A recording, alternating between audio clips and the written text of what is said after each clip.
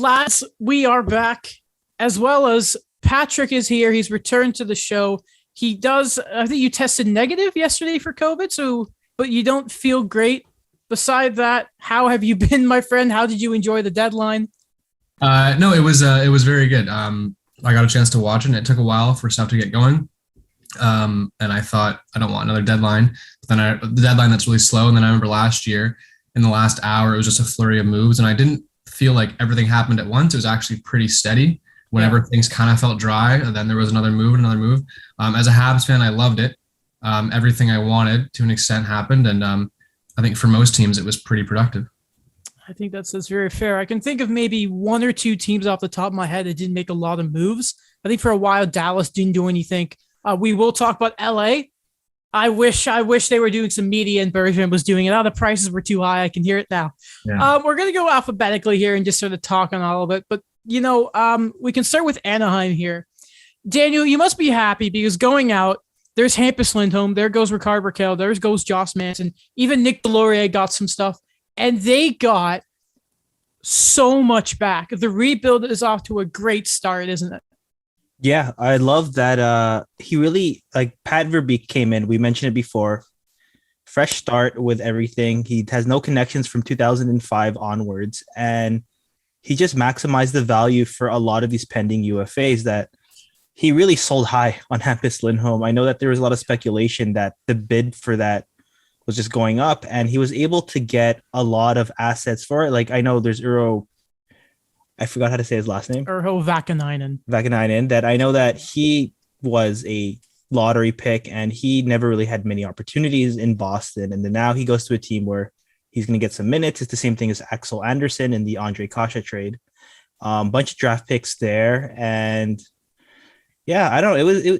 He is a great player, but once I saw the 8-year extension, yeah, I knew that no, there's no way they're going to give him that. And for the other guys you picked up, I know Nick Delorier, great leader guy, got a solid pick out of him. I was vouching for a low second, but Daniel. I'll go with the third. Daniel, these prices, I don't understand half these prices at all. That second round pick. Listen, it's probably realistic, but I don't make a understand good point.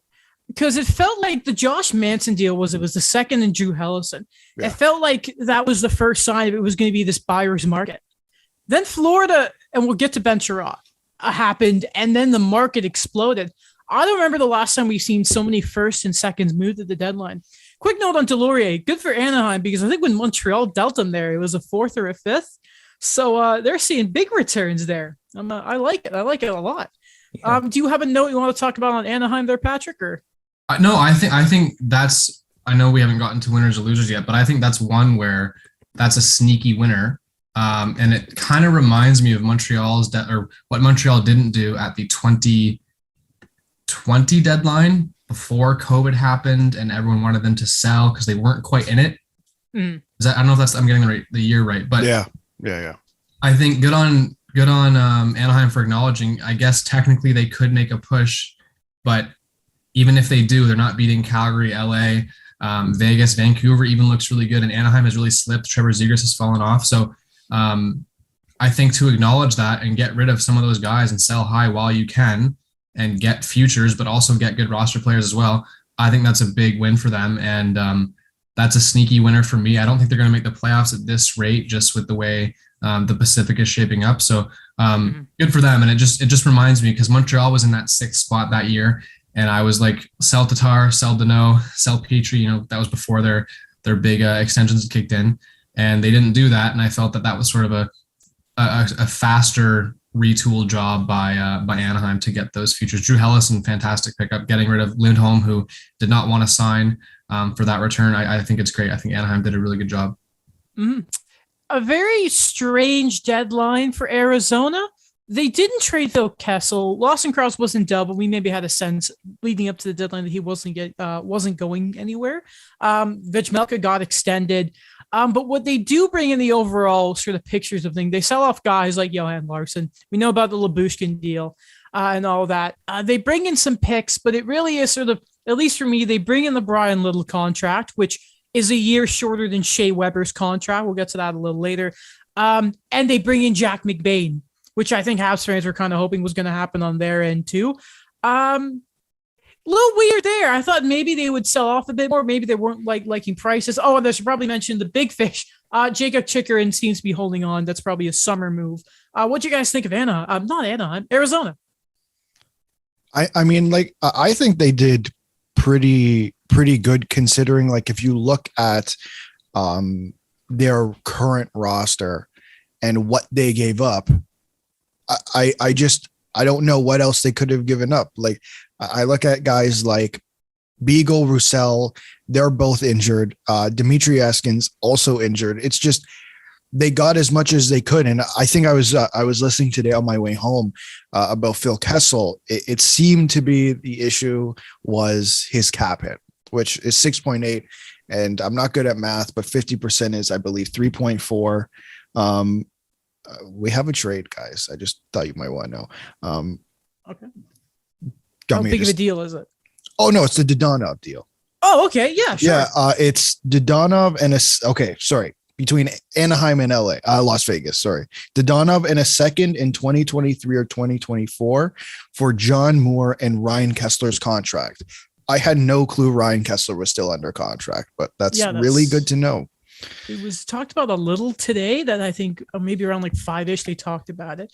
Okay, so a Dodonov second for John Moore and Ryan Kessler's contract. Hey, that's interesting. Okay, yeah, no, we can take can one of you just quickly take a note of that? We can talk about it a little later. It's like, I think it's the only big trade I don't have down here. But yeah, no, you look at it, what did they bring in? The second that they gave up for, like, I think it was Vancouver second this year for McBain wasn't bad. And that was like a big thing for them is, hey, you can get a roster spot. It's not the arenas. I think somebody was joking McBain at the arena he plays. I forget which school he plays for. But the average attendance is 11,000. So cut that in nearly a third, and that's how ASU is going to be. So yeah, I like that they got a little something for Johan Larsson too. I don't know. That's just like a sneaky, fine depth player for them. But if we move to Boston here, they get Hampus Lindholm and they give him the big 8-year extension. What you guys, Patrick, what do you think of the contract? I don't hate it. And I know it's an unpopular take right now. I really like Hampus Lindholm. I know his offense sort of fell off after his rookie year, or at least his sophomore season, because he was really offensive. But as his offense fell off, he really emerged into like a really solid two-way defenseman, very good defensive numbers, very good offensive numbers. Obviously, you want him to put up points. He hasn't really been able to do that. He's someone that last year and the year before, I really wanted Montreal to consider trading because he was on a good contract. He was still relatively young. With the cap going up 6.5, correct? 6.5 isn't that bad. And you now set up McAvoy with a good left-handed partner who's mobile for almost the next decade. I like it. Boston always seems to get that guy every deadline. Last year it was Hall. They had a sneaky acquisition or signing in Craig Smith 2 summers ago. They always seem to get the right players at the right time. As far as the rest of their deadline, like Senyshyn didn't work out. Getting Josh Brown, it's a depth defenseman. The rest of the moves are really nothing moves for me, but I expected them to get someone maybe for their top 9, considering for a lot of teams, really considering what Domi went for. I'm surprised the bidding wasn't a little bit higher. Maybe a team like Toronto to get Domi, team like Boston. I thought Boston would have done something else to get a bit more offense, but overall, I love the Lindholm edition. I think it's really solid. Domi is interesting because he feels like a Bruin the way he plays. He's got that skill, but if he just turns on his father's genes, you know exactly what Domi's going to be like. And when he's not fourth line winger like he was against in the play-in round a couple of years ago, I don't like them getting Josh Brown. Did you guys see how he just creamed Michael Pezzetta the other day? Yes. Yeah. Not great. It wasn't a penalty, and I don't think there was any discipline to it. You mentioned the Zach Senyshyn thing, Senyshyn. End of an era, guys. Yeah. No, so who was it? So it's him, DeBrusk, who it looks like he wasn't moved, looked like a summer move. Who's the third guy again? Vakanainen. Oh, no, Zaboral. Isn't? Oh, okay, Zaboral. I thought it was Vakanainen. Where's Zaboral now? Is he still on the team? Or? He's still he's injured, right? Who the 3 that were drafted, or who was moved? The 3 that were drafted. Of the 3, yeah. Okay. Yeah, it's Zaboral. He's injured. It's looking worse. Okay, looking worse and worse. That's unfortunate. We won't spend too much time on Buffalo because they got a 6 for Robert Haig. Get an asset. Why not? Robert Haig. You know, I made a little list a couple days ago of just sort of all the teams and where I had them. And I had Buffalo as a conservative seller. It's going well there the past couple of weeks. I don't think they did too mess of anything. It didn't really feel likely that Craig Anderson would go anywhere. Seemed like a good locker room there. So yeah, I don't think Buffalo needed to do too much. Not to mention, I don't know what else they could have sold. But yeah, Calgary. One of the arms race that was going on in this deadline was great. I did cheat a little bit. I went to the first big move of the year, which was Tyler Toffoli. So they bring in Ryan Carpenter's a death move. Apparently they almost got Matthew Perreault, but I guess the time just ran out on that. They bring in Calle Jarnkrok for the bottom 6. And we obviously talked about, Tyler Toffoli. They keep prospects like Pelletier and all that. They are suiting up the Flames. And my goodness, I can't wait to see whoever they have to face in the first round. It's going to be, what was it Dara Sutter said a couple of weeks ago, like talking about the wild card team that's going to face Colorado? Going to be like a waste of 8 days. It might be the same for whoever faces the Flames. They are looking very good. Yeah, they will be a pain in the ass to play in the playoffs. And I just, they went out and I didn't even think they would needed a center. And then I was listening to, I think 32 Thoughts, and Friedman said that they were interested in a center, and they went out and got Calle Jarnkrok. And I think I sent it to you guys the other day. Their center depth is ridiculous. It's Elias Lindholm, Sean Monahan, Calle Jarnkrok, and Mikael Backlund. I have daily face off, and then you have their wingers here. Goudreau, Dubé, Coleman, Lucic's fourth line winger. He's found his role again. Carpenter, Mangiapane, Kachuk, and Toffoli. I mean, even that bottom pairing of Zadorov and Goodbranson, typically you look at that and you're like, oh, that's egregious. But it's really found, it's really blemished under Daryl Sutter. And then Tanev, Shillington, not Killington, doesn't make any sense how you pronounce it, but whatever. And then Hannafin Anderson has just been this darling of a pairing all year. And we all know what Jacob Markstrom's about. Yeah. I like Calgary. Even though I said they missed the playoffs, but we'll ignore that. I wonder if they're gearing up to this is the year. Because you look at the contracts, you look at Matt Kachuk's up, RFA arbitration eligible, and Johnny Gaudreau. No, it won't be fun. And Johnny Gaudreau's up at the end of this year too. Like I wonder if they see this as, and Andrew Mangiapane. I don't want to forget about him either. But I wonder if at some point they're thinking this might be it, and we need to either prove something or it's going to be an ugly summer. It is a prove me year, I think, based on how they were the last year and a half before the Daryl Sutter era returned. They had to show that the guys they already had there, the guys they committed money towards, that they could turn things around there, and they didn't have to, do a full rebuild or a hurtful retool there. They were able to add, and they were able to add the guys that they just fit. Interesting. Carolina have a bit of a quiet deadline. They bring in Max Domi for Aiden Ruschuk. 3rd round picks or 94th overall last year. I don't know much about him, but that's a Carolina. It looked like they weren't going to do anything, and they get Max Domi. The KK extension was official today, so those guys reunite, but fine deadline for Carolina. The guys on TSM were they said, why is Carolina so quiet up front? Why haven't they added another forward? I didn't see the need for Carolina to really add or bolster their top 6 or top 9. It's been pretty good. Because Kotkaniemi has not panned out as a top 6 forward yet, it's kind of helped Carolina's bottom 6 in a way. I think if anything, I thought that they would have added a depth defenseman, something a little bit more beneficial to that bottom 4. But I like it. And the full 3-way trade here, they announced it. Pagnotta tweeted it 30 minutes ago. So Carolina got Domi from Columbus and Tyler Inamoto from Florida. Columbus got Aiden Hreshchuk from Carolina, and the Panthers received Igor Korshkov in the 2020.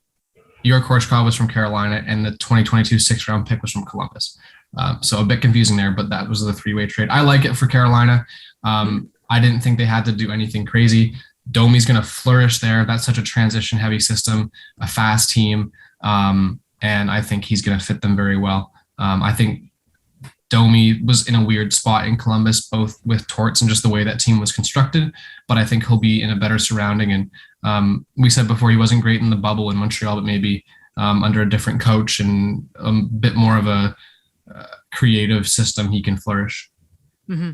How many players do you see out of Montreal nowadays where you're like, I wonder how they would have been under Marty St. Louis? It's a blessing is a curse. Blessing and a curse sometimes with him. Yeah. Chicago, a pretty nice deadline if you look at it all. 2 firsts for Brandon Hagel, but it's Tampa, so you don't care. It's amazing. Chicago they also sent out Marc-Andre Fleury for a conditional second. It's going to be a first if there is some playoff stuff in there. I'm not going to get into nitty gritty. Check out Cat Friendly. It's great. And then Boris Kachuk and Taylor Radish also there. Taylor Radish went to high school with him, of course. Really? Naturally, he was amazing at lacrosse, apparently, like they all are. Oh.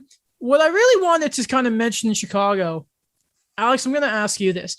Are you sort of upset do you look at this as in, oh God, the Leafs should have paid this price? Or do you think it was the trade sort of verbal agreement kind of cost the best Chicago could get of Marc-Andre Fleury? Because on the surface, a conditional second kind of seems, that's it. I mean, who knows? Yes, like I said, Marc-Andre Fleury was the only goaltender the Leafs should have traded for. I don't think there was any other goaltender that didn't come with the same issues that the current goaltending situation has. Would I have liked them to do that? Sure. But I think they spent the second round pick on the thing that I thought they needed the most, which was another top 4 defenseman.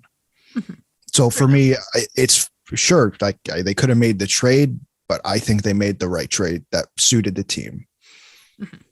Fair enough. The Bruins just scored. Tear face. It may have been Marchand too. I'm going to go cry about it. It was Brad. I've put money on the Bruins, so I kind of need them to win. Patrick, come on. I have a parlay going, so I need that to hit. We can also talk about here. Actually, we'll wait till later to talk about Dubas' sort of comments about that Leafs trade that never happened. You guys have any other notes you want to talk about with Chicago? I think sorry if you heard my dog just rip there. Jesus Christ. Jonathan Taves doesn't know it's a rebuild yet, guys. Oh my God. Oh man. Don't even get me started. The Hagel trade was unsettling. It was disappointing or something like that. Get out of here. There was a leak that said that if they rebuild and let's say Kane goes, DeBrincat's likely going as well. Yeah, I saw that too. Why? No, do that. Don't do that. Yeah. As in, keep DeBrincat. Forget about Kane. Yeah. We'll take him. We like short kings in Montreal. We do. And we gave away that pick. So, Andrew Shaw, how are you? Oh, goodness gracious. Colorado. My goodness. Did they load up? Josh Manson comes in. Nico Sturm comes in. Andrew Cogliano, who I forgot was in San Jose. I thought he was still in Dallas. And they're Terry Lehkonen. Oh, it hurts. But they have loaded up, and my goodness, do they look great. I really I thought the price to pay for Manson was a tiny bit steep. I've looked at his analytics, and they haven't been the best. But then again, Colorado is such a wagon, so anyone can probably fit in well there. I remember Jack Johnson's first game; he had this yucky backhand goal. So Manson will be amazing. I like the Lehkonen edition, obviously. Again, 2 deadlines ago, there were rumors that he was going to go to Colorado because they had Sakic really likes him. And that was before he sort of popped off, obviously, this year. He's going to slot in on the third line with Newhook and JT Kempfer or Nico Sturm, depending on how they work that out. But he will be confirmed playing on the third line. And if you look at daily faceoff, as much as Colorado is an insane team, their bottom 6 could use some help. And you're getting an elite third line winger who's having a dominant 2-way season, despite being on such an awful team. The way he generates plays, the way he pushes the play, he's amazing defensively. He's the guy that elevates his game in the playoffs. And to have that on your bottom 6 to alleviate some of the stress from the top guys, I think it's a great addition. And Manson helps the back end. And I had it here. Who was it? My computer's being really slow. Sturm and Cogliano, you can't really be too upset with that. I do think Joe Sakic did confirm that Lehkonen will at least be on the line with Alex Newhook. So yeah, you can probably guess that Sturm's going to be the center there. That is a pretty decent line. Yeah. We will talk more about Lehkonen later. I have tissues. Oh my goodness. People go check out how Colorado announced the trade. And I've never seen Habs fans so supportive to another team in my entire life. Normally they're very bad at going to other teams' replies. It was beautiful. It brought a tear to my eye looking at it. So, but Colorado, is it fair to say, gentlemen, Colorado going into the deadline, I think it is fair to say they're the best team in the league. Maybe put Carolina there. Who knows? Can we agree that post deadline, here's a bit of a debate if you want to have it, Colorado is still the top of the league? I think they solidified a lot of things without, like, quote unquote, being fleeced by anything. I think we've mentioned it 2 weeks ago that they had so many of these assets, so many of these players ready to kind of take the next step that they were going to be controllable assets. Like, I think about Justin Barron. And I think I've also mentioned that, you know, in addition to that, they still have a Martin Kaut, they still have a Shane Bowers, all of these other guys that were in play that you could have used, or like Drew Hellison, where he was a guy that was ready to sign and they maximized his value for Josh Manson in that way. Columbus, we don't need to talk about much. It was the Domi trade and that's it. I had them conservative sellers, plus it doesn't really feel like they're full tear it down. They're kind of weird like that. But yeah, I will say surprising Korpisalo was still there. The goalie market just seems so weird this deadline. Dallas bringing Scott Wedgwood, which was kind of funny. And then Vladislav Nemestikov, Mr. Deadline, the new Thomas Vanek, I like to say. Yeah. Is it a mistake that they didn't trade Klingberg? I think I know the answer, but I don't think a team would pay. I don't think it's a mistake. I don't think there was a market there. I think teams would pay. I thought it was quite obvious, like the last week and a half. Teams are willing to pay pretty much whatever the sellers want. Like I thought to me I thought that's what they were. But again, I'm not surprised they didn't trade him. They seem to think they can make the playoffs. I guess that's up for debate. But I don't think it was I think it was the right move to keep him. They're 5 points back on Nashville for the fourth spot in the Central with a game in hand. Nashville's been somewhat inconsistent. 5 points back on Nashville, who's tied with Minnesota, actually 76 points. Colorado and St. Louis are up there. But so it is possible. That's one of those where if the team starts playing well, because they're kind of inconsistent again under Rick Bowness. So if they start winning, you wish you kept him, maybe go on a run, because that's a depth team. That's not like a dominant, they have a handful of elite players. That's a depth team. And we saw it when we went to the Cup final 2 years ago. So it makes sense that they didn't trade them. But yeah, like what Alex said, I think a team probably would have paid for that. But again, that's a hard deal to sort out. I think if he would have gotten traded, it would have been up to the deadline and not the deadline day. I wonder if Haskin doesn't go down and if they are out of it, I wonder if Carolina, it sounded like that was a team that wanted to get him, and they're not strangers to picking up big name D. So maybe I shouldn't call Brady Shea a big name D, but they picked him up before they picked up Gardner at free agency. They're not afraid to do it. Another big name, Jake Gardner. Yeah, Jay Gardner, big name, big name for the wrong reason sometimes. Poor guy. I hope his back's okay, honestly. Detroit kind of quiet too. Man, is there a guy who you're just kind of waiting to be in the right situation and a competitive team to see what he's really about? Quite like Troy Stecher. Or is that just me? I'm waiting. I like Troy Stecher. Troy Stecher was really good in Vancouver, and it didn't make sense to that whole offseason from Benning was the worst thing I've ever seen. But letting Troy Stecher walk, I think was not the wisest, and he did well in Detroit. I didn't think there was a rush to move him on Detroit. I know he was injured, and his cap hit is not that's not the easiest to manage, I guess. But I like that for LA. That's a Bergevin pickup, I think, a late pick. I know. I know. And he's a good defenseman. Troy Stecher is very good. It's always like we saw him at the World Championships. I think last year he looked great. In Detroit, you're like, let's go. I saw some Detroit fans complaining about his ice time. I looked at this. I'm like, man, I tell you, there's going to be a smart organization. They're going to figure out Troy Stetcher eventually, but I felt bad for him. Beside that, it was Vancouver. They just didn't sign him. He was playing so well. Like I thought he was a top 4 guy, and then Jim Benning. Honestly, Harmon actually told us he was at the very upset about all the moves they did, and he was really upset about Troy Stecher. Yeah. We look also, they bring in a second, they get Oscar Sumpus, they get Jake Wallman, who I don't know a ton about, but they get all that for Nick Leddy, which is, you needed to get something for him. So take advantage of the cap dump from the Islanders in the summer, and I think that's fine. The Edmonton Oilers. Oh, I'm going to be sad now because they took my other favorite half. God damn it.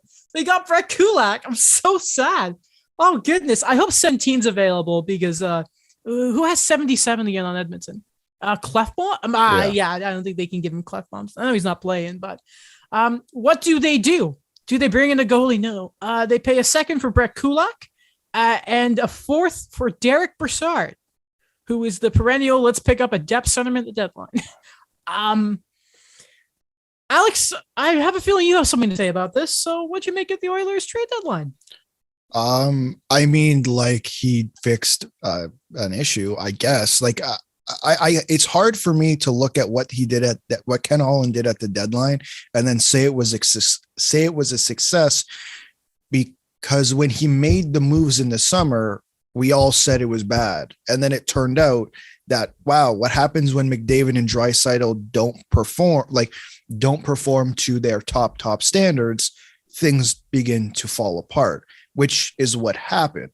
So again, like, yes, they made improvements. I guess they added a depth forward. They added a good defenseman, but this should have been addressed earlier. So to me, sure, they improved, but this happened because they didn't do the right things in the summer. They also didn't get a goaltender. So when Mikko Koskinen inevitably is burnt out by when do the playoffs start? May? Like end of April, probably. Yeah, early May. Yeah, that's what this. Yeah. The TSN panel, Patrick, you would have seen this. There were some hot debate on goaltenders on that panel. And like Jamie McLennan made this sort of point. I know where he was coming from, but like having to make like a lateral move in Edmonton to get somebody the level of Mike Smith, but like the spanner in the work with Smith is his age, and he has been good this year. So maybe it's not really a lateral move, to be honest. But yeah, for me, I like Brett Kulak. He might be their third best defenseman.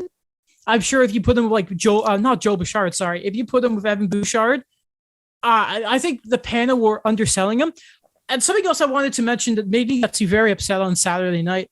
I mistakenly watched the pregame on Sportsnet for the Ottawa game, and they were talking about Montreal. Naturally, they spoke about them for 2 minutes because it was the Leafs were on, obviously.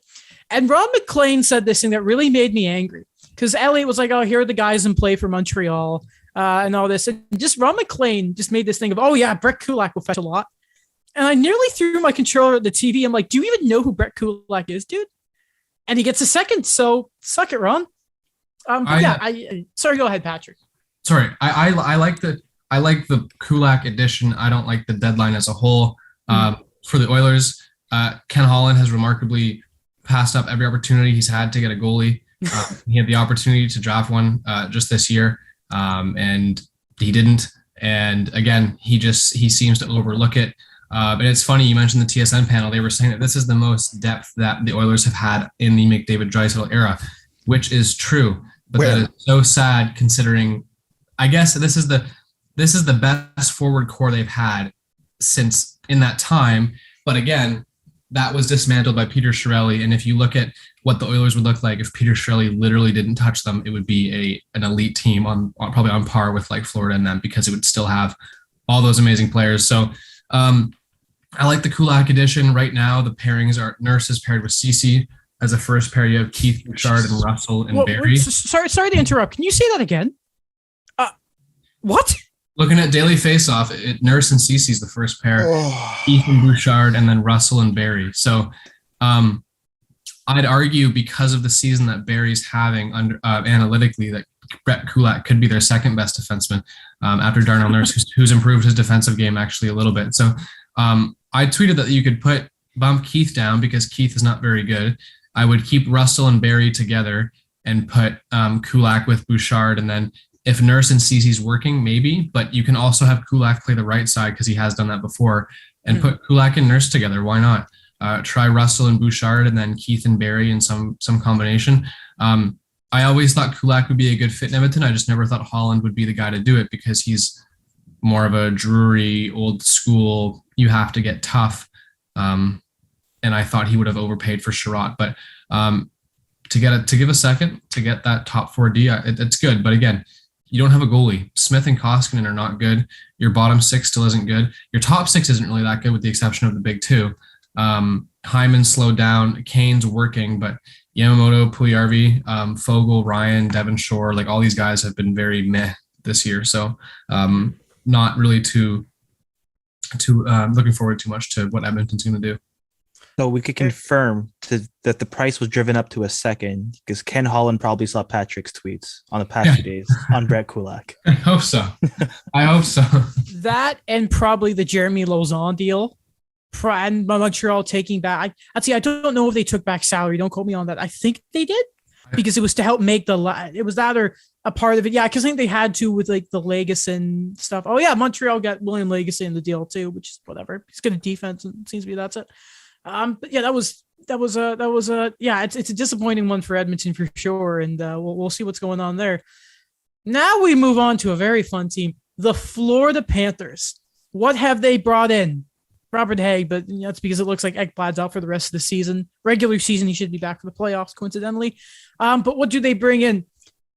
Ben Sherratt and Claude Giroux. Now, our good friend of the show, Alex Baumgartner, 5 Reasons Sports, just tweeted out the potential playoff lineup for the Florida Panthers. Verhaeghe, Barkov, Giroux, Duclair, Bennett, Huberdeau, Marchment, Lundell, Reinhart, Hornquist, Luster-Ryan, Lombard. Oh my goodness. The defense, Ekblad, Uyghur, Montour, Sherratt, have fun. Forsling, Gudas.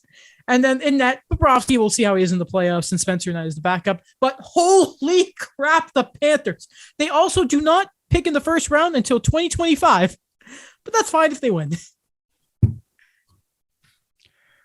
They made some moves. They went in all in this year. Yeah, definitely. This is the year that they seem to think is the year to go on and all in, because if they don't and they don't do well, it's going to be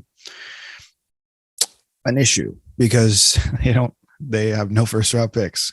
Like they have the prospects, I guess, they had the prospects to make these trades too. But man, good luck to them. Man, they're a good team. What I really like about the Panthers is, again, I keep using this term, the arms race. First off, I think they completely screwed the market by paying as much as they did for Ben Sherratt. I do like they held on to guys like Hippo-Niemi in that. They didn't give up great prospects in that. Owen Tippett just seemed to just not line up with them as we talked about with Baumgartner. So I think it was the first round picks definitely hurt. What is it? You don't have a first, sets you back 3 years, but hell, you know what? Let's remember at least, this is what's really important with the Panthers. Ekblad's locked up. They got a few more years with Uyghur. Huberdeau, I'm sure they're going to get done. And Sasa Barkov is, extended for 8 years. So at least they have the core. It's just Zito has to continue to do the work he's done. He's got to be smart in the later rounds and that. But man, if they don't win this year or next, though, it's going to look kind of silly. Patrick, tell me a bit about Giroux. I mean, everyone knows who Claude Giroux is, but I mean, just how, you think about how crazy they already are, and you look at Huberdeau, especially this season offensively. Just how much more menacing do the Panthers look in the first round when Claude Giroux is just there like, hi, how are you? I love it. I think I really want Giroux to win, and people were saying, he was committed to wanting to go to Florida as well, and I think everyone was like, well, he screwed over the Flyers because he only wanted to go there. He wouldn't help them out and give them a better return. But look, the Flyers never gave him a good team. So if he wants to say, you know what, screw this, I want to go to a team that's going to, be good on paper and help, and I have a chance to win, I'm going to go there. And just his overall skill set complements those guys really well. I don't think he'll be out of place at all. Giroux has been good as well. He never really fell off significantly. If you look at his point totals, he's just on like, if he's not over a point per game, he's almost a point per game.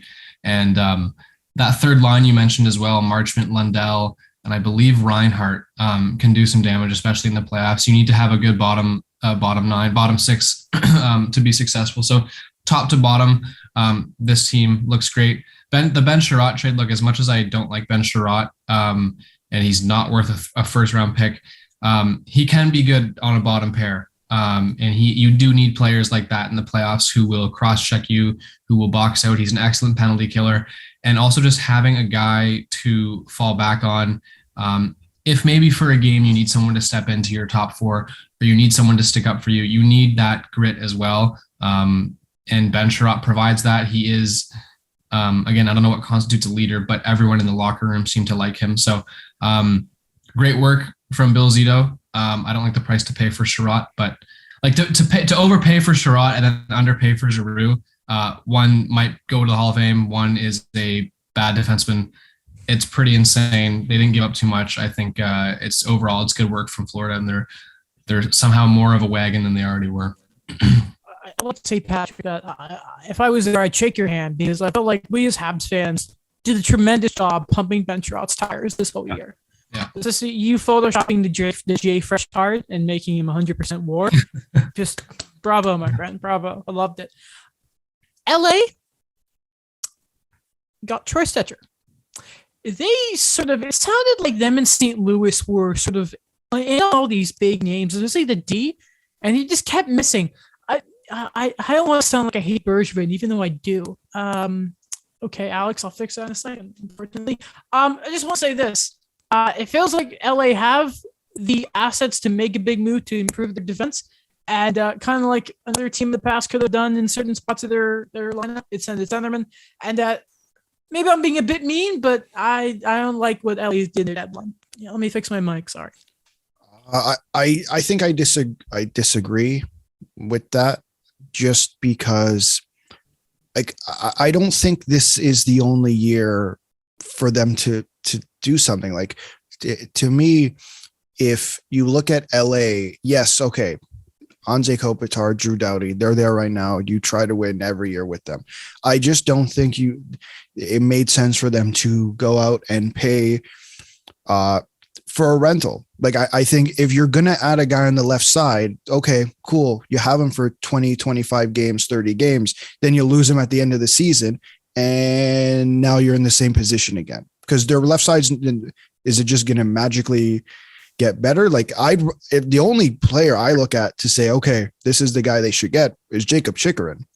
Let me first off, does my mic sound better now? Yeah. Okay. Let me be more specific.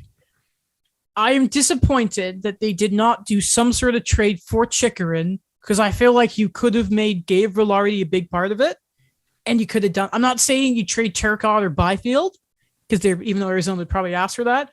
I just think, because it's not just that, it's Phil Deneau is not a spring chicken.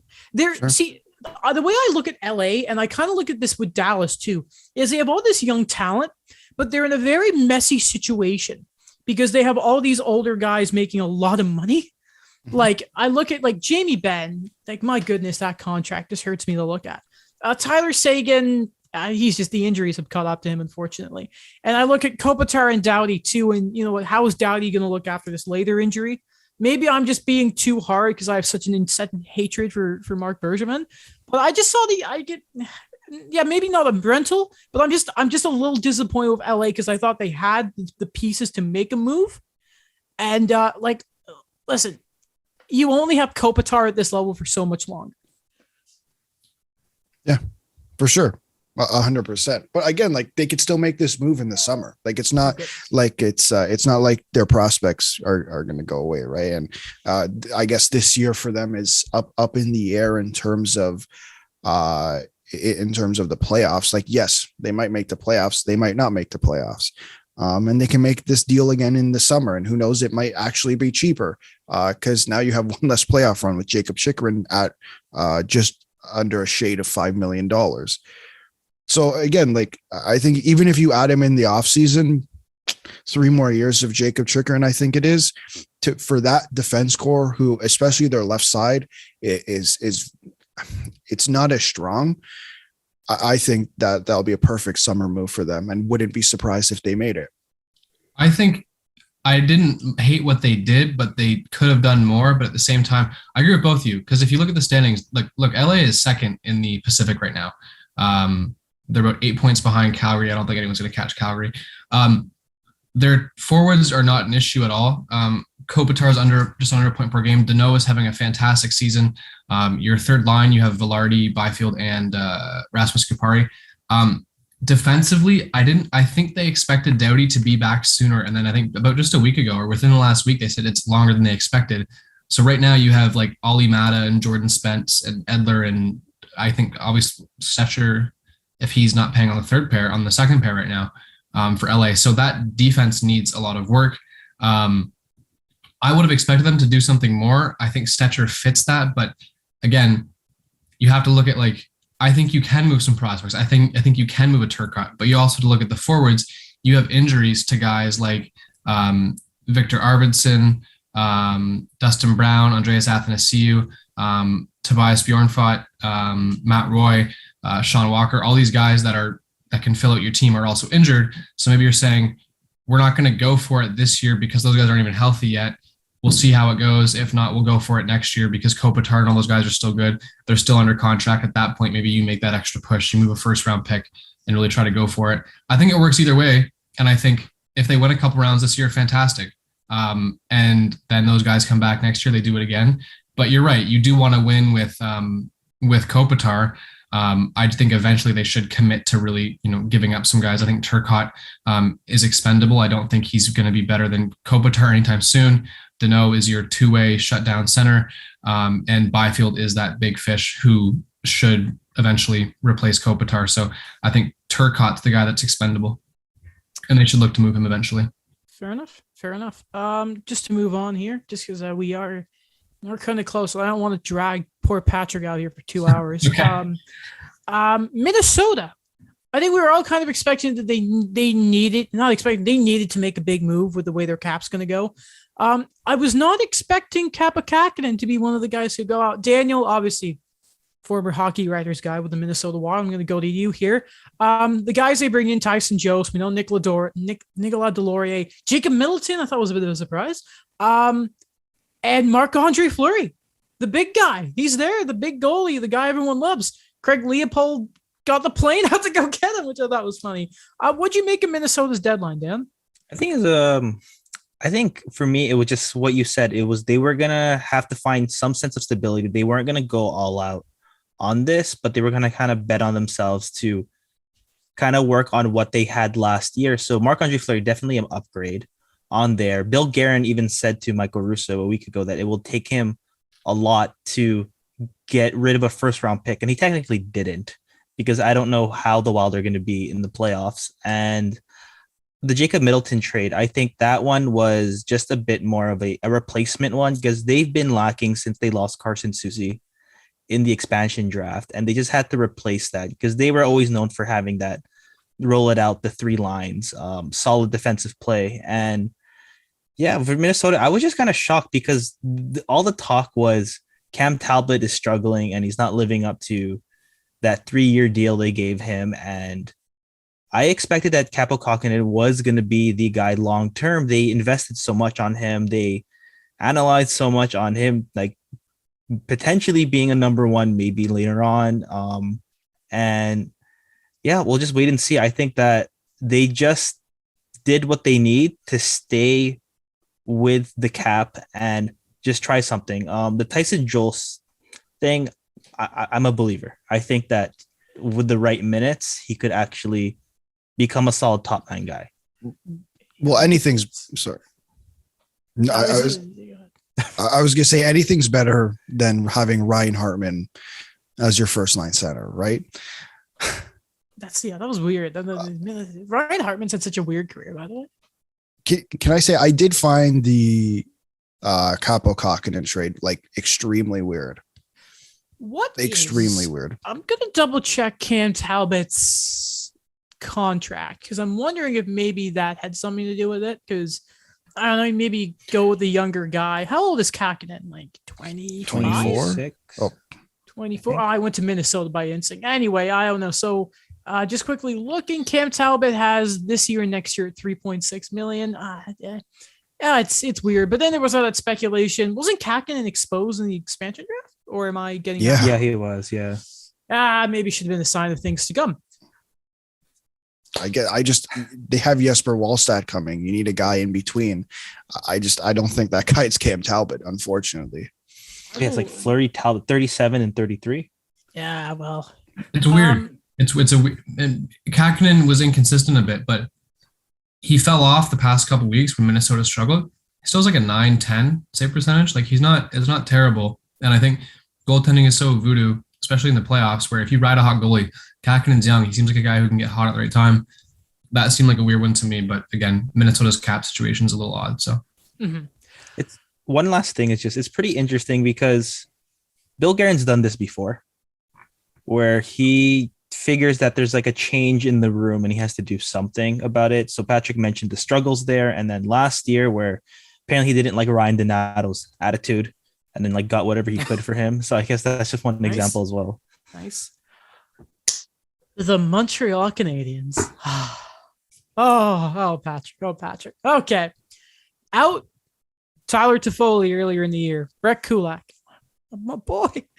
Arturi Lehkonen, the sweet prince of Montreal. Oh, goodness. Go in the cup, buddy. Game 6. Saint Jean Baptiste will remember you forever, my friend. Thank you for scoring the biggest goal in Montreal history, or since 1993. God bless you, Arturi Lehkonen. I'll miss you. Ben Chirot, Andrew Hammond, because it looks like Price is coming back soon. Great to see that. He's skating all the time, especially with the team wearing skates. They want to give him another shot, so he goes to New Jersey. Anyway, they get Nate Schnarr, like a 23-year-old. I don't know much about him, but a second, a seventh, Justin Barron, a second, Tyler Pillock, whatever, Yamil Heineman, Tosh Mileric, a first, another first, a fifth, and the fourth. Can we just talk about that the entirety of Bergevin's tenure, he acquired one first-round pick. he traded him 2 seconds later for Dvorak. Exactly. He And had him Kent for 2 years, Hughes for 2 minutes. in a couple of months. I think this is the best deadline in my living history for the Montreal Canadiens. Yeah, I think that's fair. I think I don't really know where to begin, to be honest. The Chirot one was the most exciting one for me, honestly. Oh, yeah. The fact that they got that return.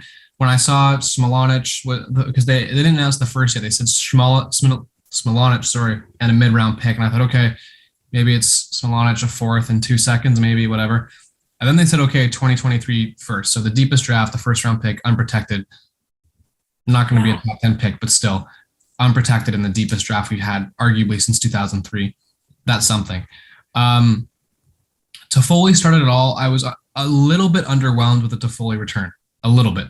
But I don't hate it, not enough. It wasn't like he got fleeced or anything like that. But as far as today, I really like the Lehkonen return. I really like Justin Barron.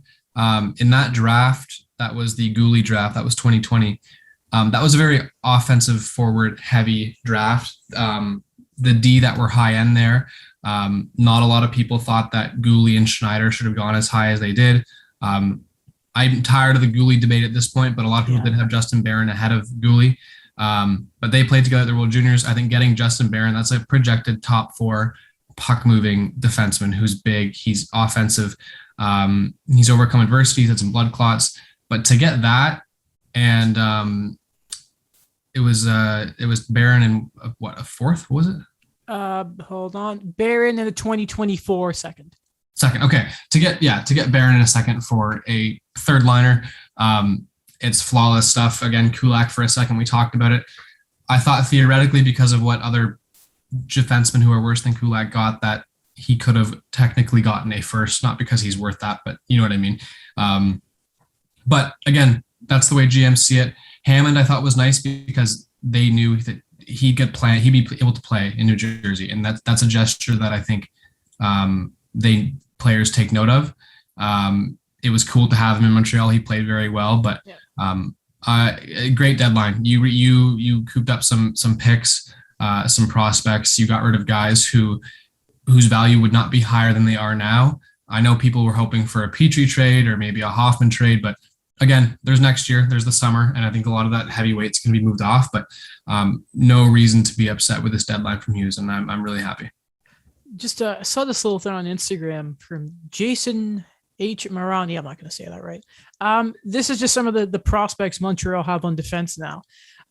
They have Matthias Norlinder, Jordan Harris. It looks like he's supposed to sign. Thank goodness. Romanov, Gouli, and Barron now. And then, to say nothing of guys like Jaden Struble and that. And there's another guy I'm purposely not naming in there. But yeah, I love it. I absolutely love it. It was also nice to see Andrew Hammond's wife just being like, I loved you, Montreal. Obviously, Tyler Toffoli's wife, Kat, is very, very vocal on social media and talked about the loveliness of Montreal. So PR-wise, with the taxes and everything in Montreal, that stuff matters. So I was really like you, I was like, okay, that's good to see. That's very good to see. You can talk about like the skating, and I think something like with Smileric, I need to hear him pronounce his name for me to be able to do it properly. Heineman, Barron, Smileric? Smilonic or Smilonic. I've heard both. There we go. All those guys, you keep hearing for all of them, speed. And that's just, you can tell that's the identity of this team going forward. Gouli, I'm not going to lie to you. I've only ever watched him play in the World Juniors. Something I've always read about him, he's a smooth skater. You love it. It's just, you love hearing Hughes. I love you, man. I love you so much. We talked a bit about Sherratt and that deal in our last episode, but I was screaming excitement because I could not believe what happened. First off, another gesture, by the way, if you guys have seen it, you probably did, Patrick. So Sherratt hasn't met up with the Panthers because they've been out west. So he's just been in Montreal, and they gave him one of the other sheets in Brassard to practice on. He has most of his Habs gear, but he has a black jersey on, which I thought was pretty cool. And he said some very, very nice things on his way out. He did the media availability with the Habs media, which Tatar didn't do that when he left. It was a nice little thing to see. Also really heartbreaking to see Brendan Gallagher's Instagram post about Arturi Lehkonen. Again, I won that thing where I'm supposed to be paintballing with the two of them, and I'd like to know who's replacing Arturi Lehkonen, please. Send Caulfield if you want. But what a deadline. Like, I just want to forget the professional analysis here. I'm so happy. I love this team again. They're winning, maybe lose a bit more because they're too close to that game in hand over Seattle. They need to start losing. But yeah, they do must-lose situations. They lost both to Seattle and both to Arizona, but let's tighten up here, boys. Let's tighten up. Something from the Kent Hughes press conference I wanted to mention. He sounded optimistic that Weber's contract is going to get dealt. I'm thinking Ottawa maybe at this point because I don't see Arizona bringing in another one of those, but maybe, who knows of Arizona? Who knows? We'll see what they're like at free agency. Maybe if they just don't get enough players to come, maybe they go the Weber route, but we'll see. Someone's got to sit in the stands, right? So yeah, or the bleachers, whatever their people are. No, they're converted it, Alex. They're converting it. Oh, sure. That's awful, by the way. Interesting. Did you guys read the article I told you about? And Patrick, have you seen the new Katie Strang article on the Coyotes and how ASU is shaping up? The logistics where they talk about facilities from dressing rooms, and they may have to get these super long mats for players to walk on their skates and using golf carts. And oh my God, it is a must. Anyone listening, go check out Katie Strang's article. Everything she writes is normally a banger, especially on Arizona. And her newest piece, I'm imploring you. I sent it to Baldwin. He loved it. It talks about how the Sun Devils are going to get priority on weekend games over an NHL team. It's so interesting how not open the NHLPA has been about all of this. Like they really should be. Like the only thing I've heard them actually talk about or ever mentioned is when it comes to like escrow and stuff like that, which continues to lead me to believe the NHLPA is not a players association.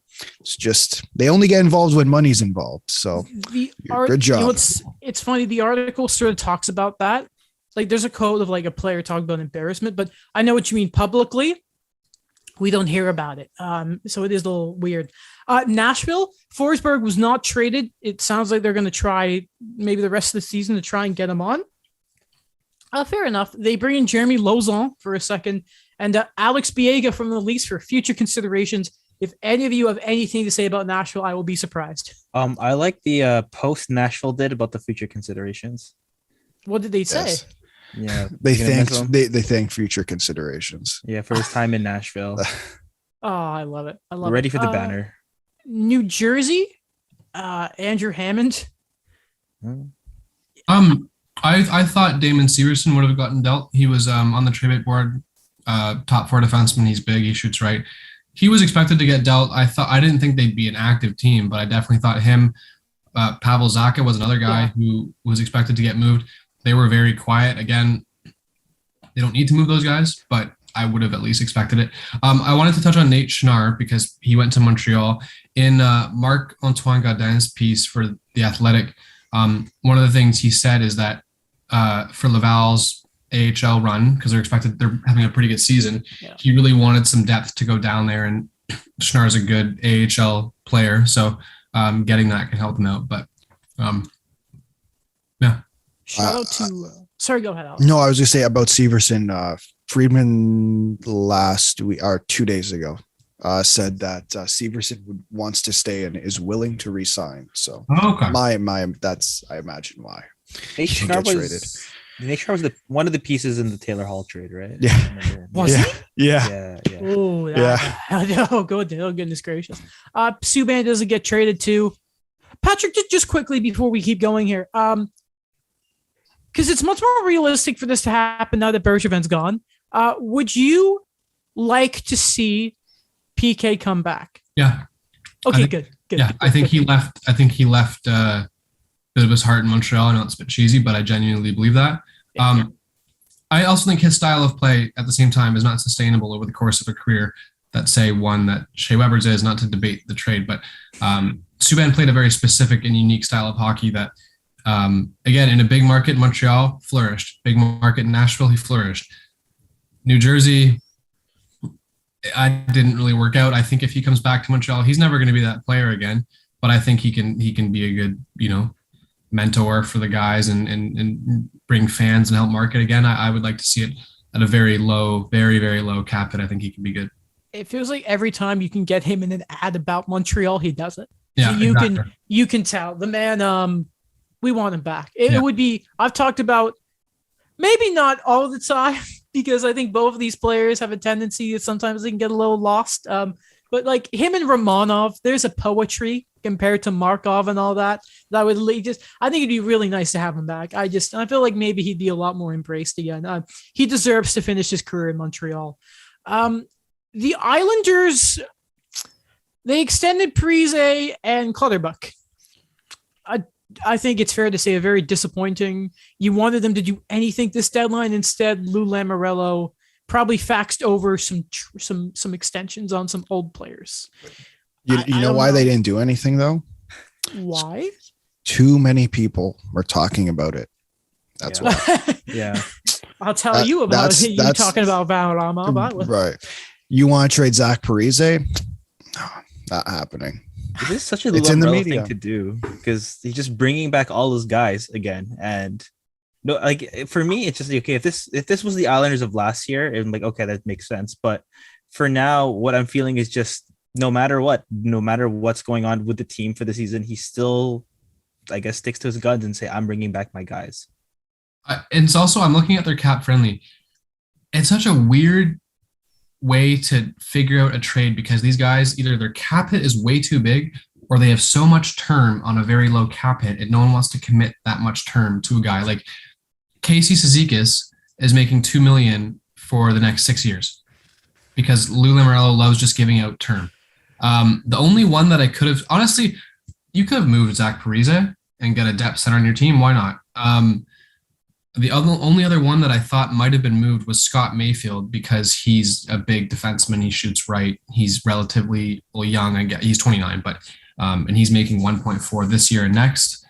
I don't know. It just seemed weird, and I guess.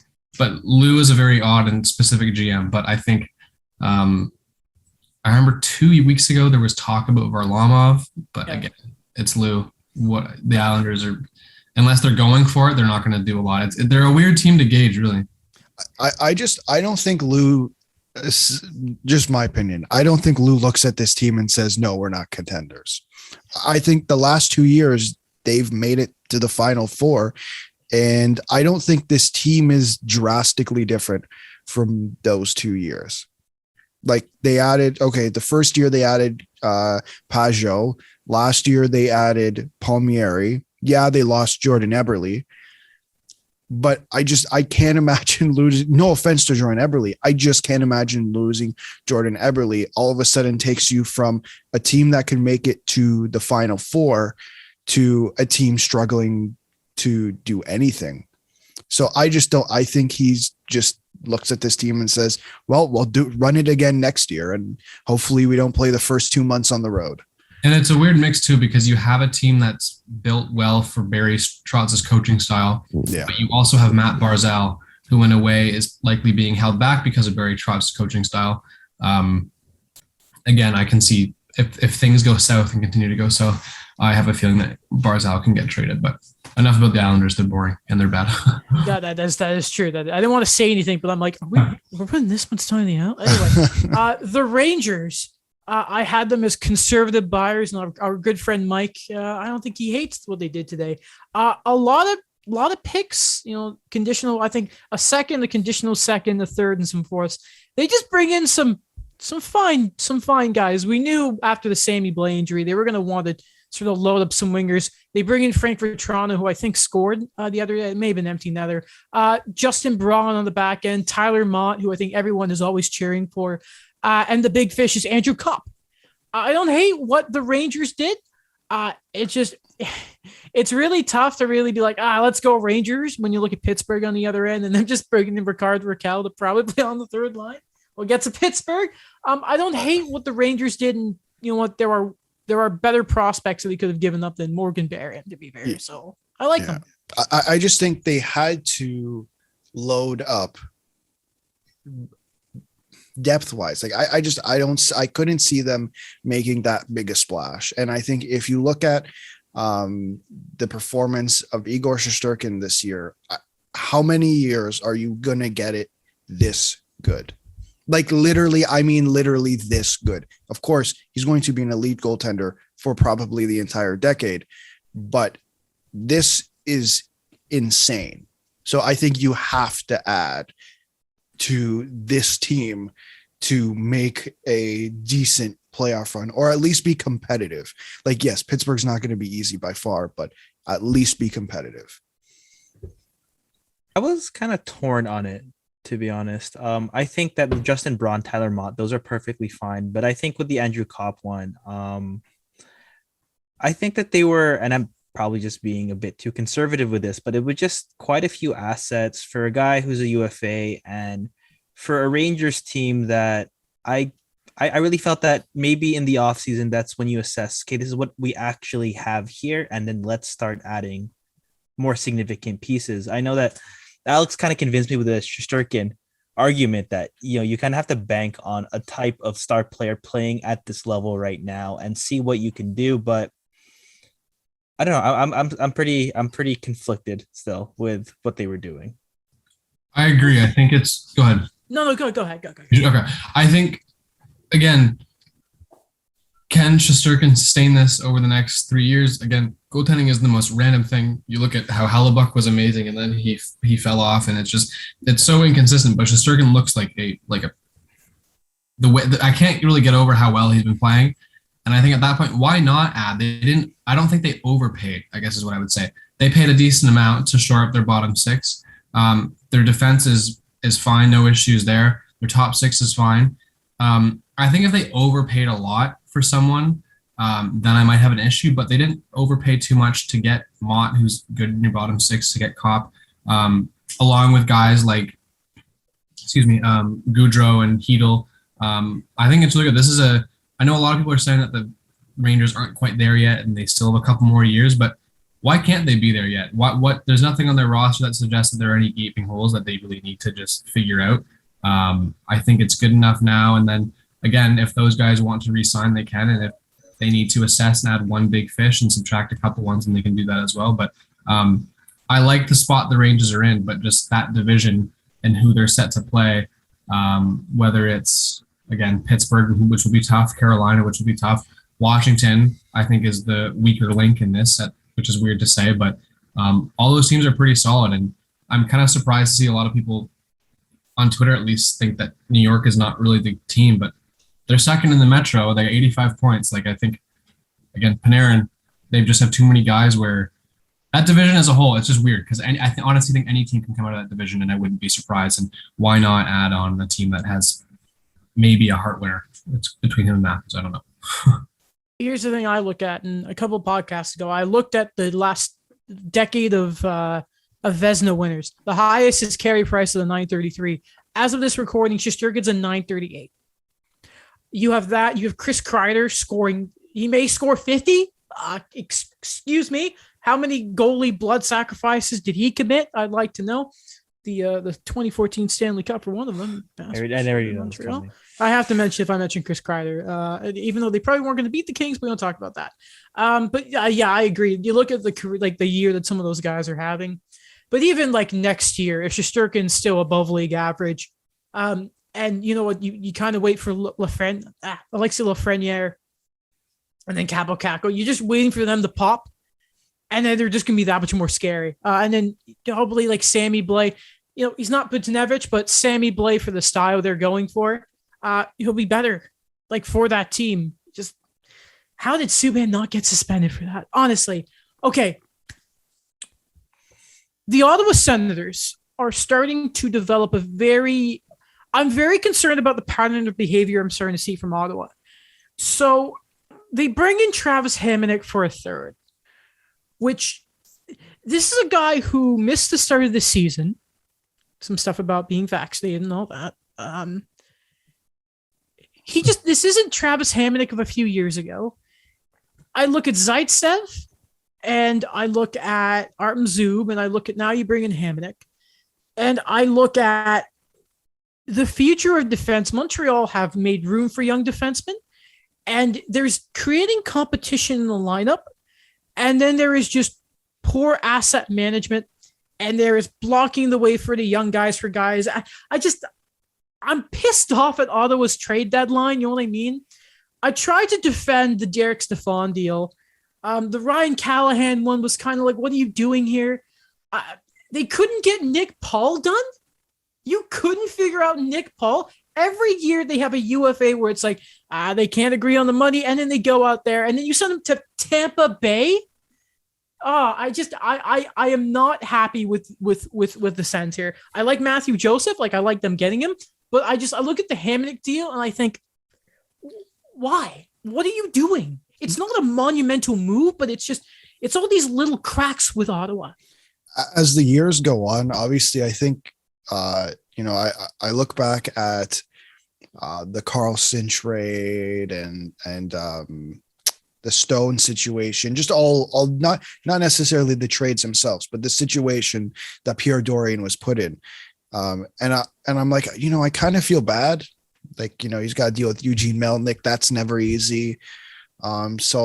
But now I'm starting to feel less bad. Like, as the years goes on, I'm starting to feel less and less bad. They also brought in Pierre Maguire, and I'm like, guys, yeah. How am I supposed to feel bad? Like this, come on, no offense. I don't feel bad anymore. And I think I didn't really understand it. Like, they had Michael Del Zotto in the AHL, literally over a point per game. What on earth did you need Travis Hamonic for?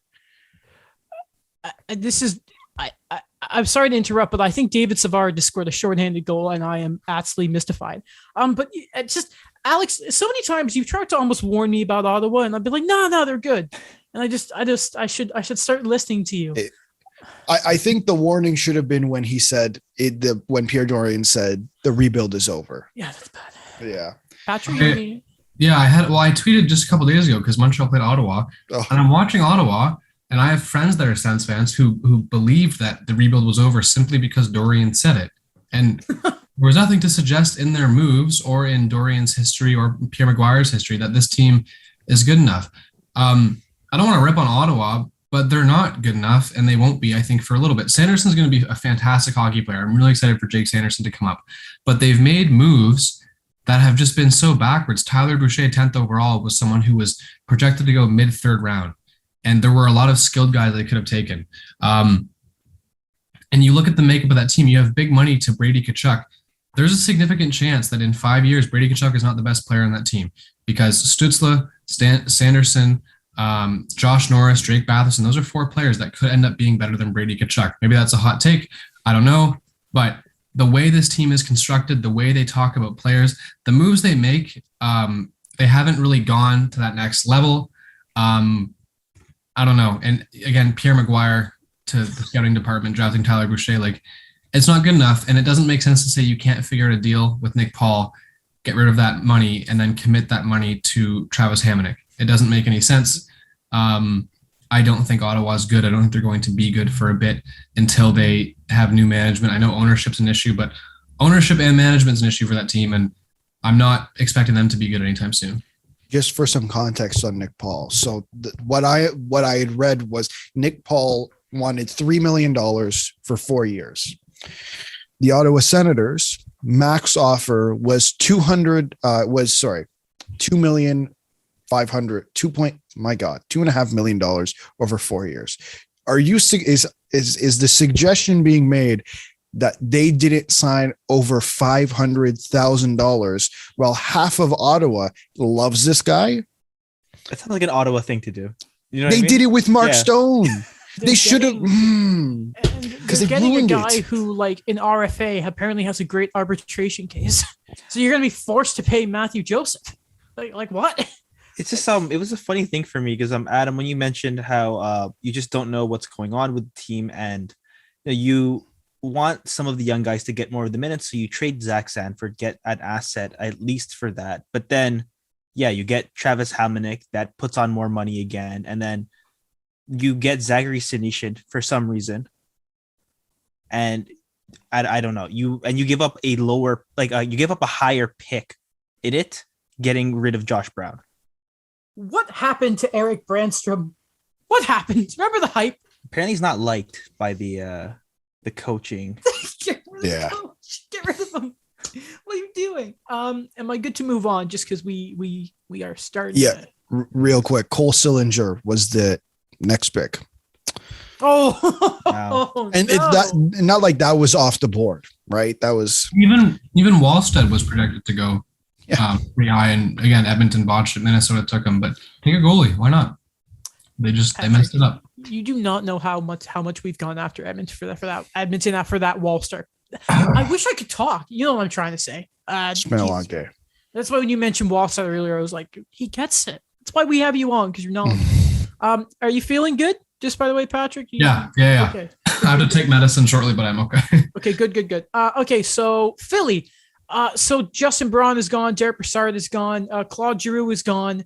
And they get some picks. They get a first in 2024. I think somebody said that is a 15-year-old right now for your captain. And Owen Tippett, who I'm reading that some people aren't great fans of. They were kind of, handcuffed by the situation. Okay, by the way, I meant to ask this earlier, but I wanted to wait off a bit. Johnny Gaudreau, future Hab, staying with Calgary, or a overpaid Flyer? I thought Kadri's the overpaid Flyer. Sorry? Yeah. I think Kadri's the overpaid Flyer. I agree. Why So- not both? Because isn't That's a Gaudreau good from point. Philly? Yeah, he is. They do have an open checkbook. So Yes. that's a good point. No, Doesn't I really think trade Provorov. yeah, I think Gaudreau is I think Gaudreau stays in Calgary. I think they find a way to make Because it work. Riskalainen has That's his just money me. already. Yeah. Oh yeah, that's bad. Yeah, they saved money on Ristolainen. Remember, you took a pay cut, like $100,000. Sure. Oh, but I mean, what else were Philly gonna do? I guess I like that you got a third for Justin Braun. Very good. Is it me, or was the price at this deadline a first or 3 seconds and a bunch of other later round picks? Like the way people see this year's draft is kind of like, I've never seen so many 23 and 24 2 years in advanced picks getting traded like this deadline. That stuck out to me a lot. Pittsburgh. started the day with Nathan Beaulieu, and we were like, okay, Habs fans everywhere. We're like, yeah, he's there, all right. And then all of a sudden they throw out Zach Astor-Reese, Dominic Simon. I only put for the prospect's first name, Callie, don't know. And a second round pick this year for Ricard Raquel. Probably going to slot on the third line because Kapanen just doesn't work for some apparently, reason. they might put him with Malkin because they want to put Brian Rust back with Crosby. Oh, okay, never mind. But I mean, you gotta love Pittsburgh. You knew Brian Burke denied it on TSN, and Duffy was like, "Yeah, but you just said Hextall is ill and everything," which is kind of funny. But it just okay. Actually, I want to ask you guys a quick stat. We're backtracking a bit. Patrick, you cannot answer this because if you watch the full TSN thing, you may know the answer to this. Pop quiz: what player in the league this year has the most offsides? Take a wild guess. Ricard Raquel. Ricard Raquel, you're saying okay. Alex, who do you say? Kasperi Kapanen. No, Brady Tkachuk, apparently. Okay. He's at like 25. I don't know. I heard that stat and the for TSN, and I thought it was interesting to mention. But Pittsburgh, man, it's kind of like them, isn't it? To come out of nowhere and get one of the bigger names, and then there he goes. I hate it. I'd like to say they didn't give up Samuel Poulin or a first-round pick. Weren't we all hoping? Yes. For the meme of the show. But I mean, yeah, what else is there to say to Pittsburgh? Good for them. I just like to point out, I mentioned this to Alex in the tweet, but yeah. Brian Burke finally gets Ricard Raquel.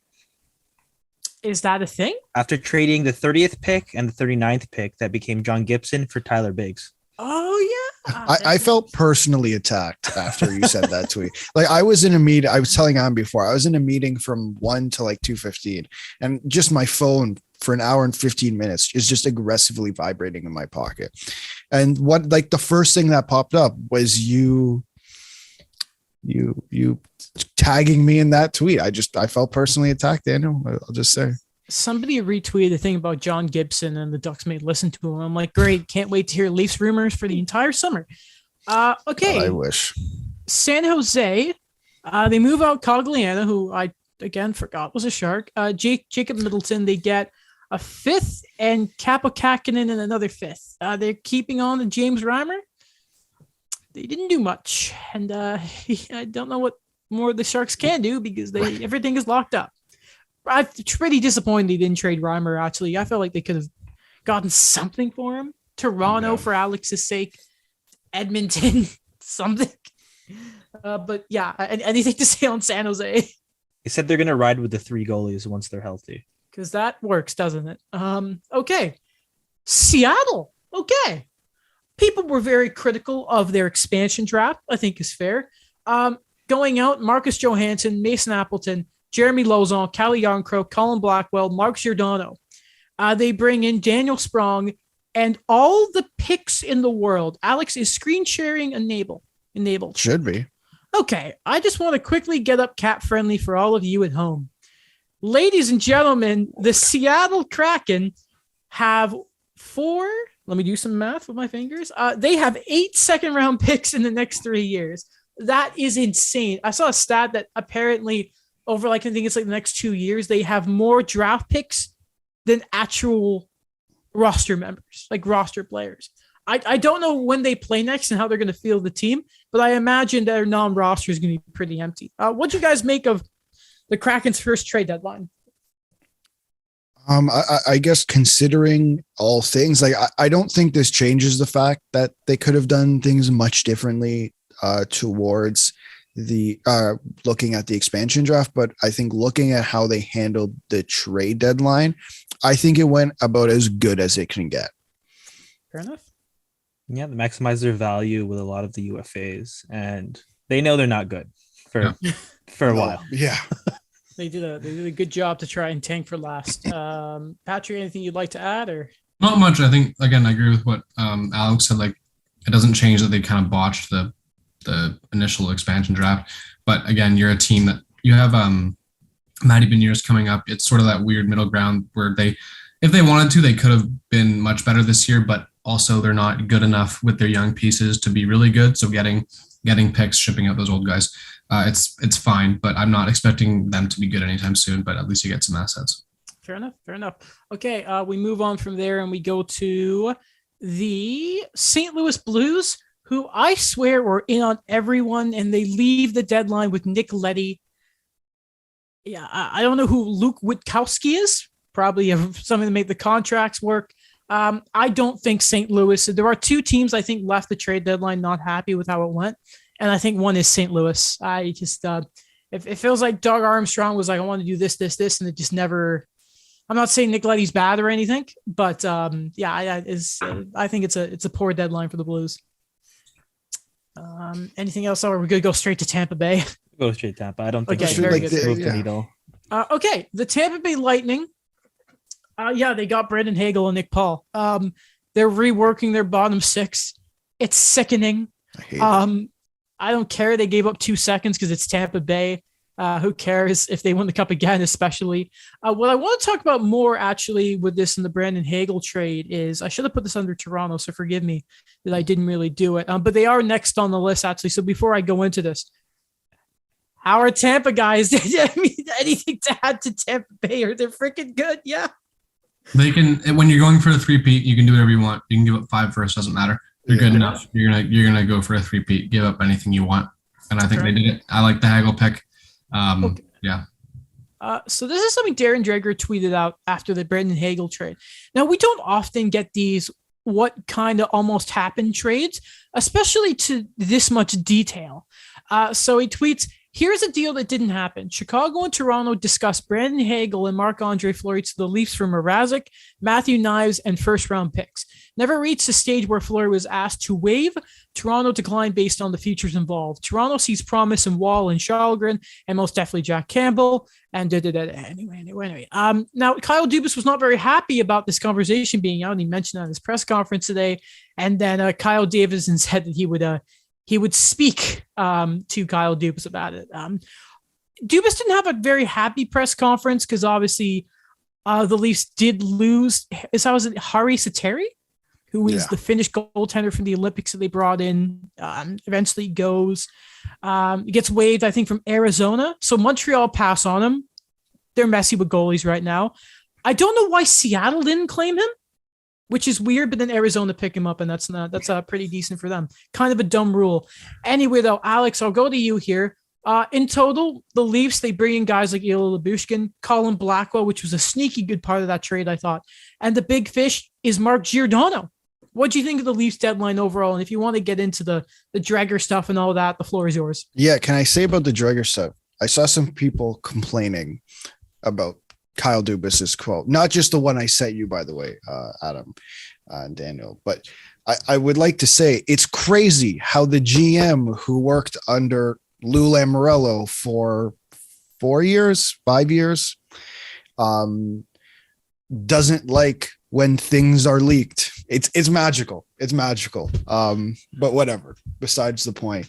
And also learn context before you tweet something.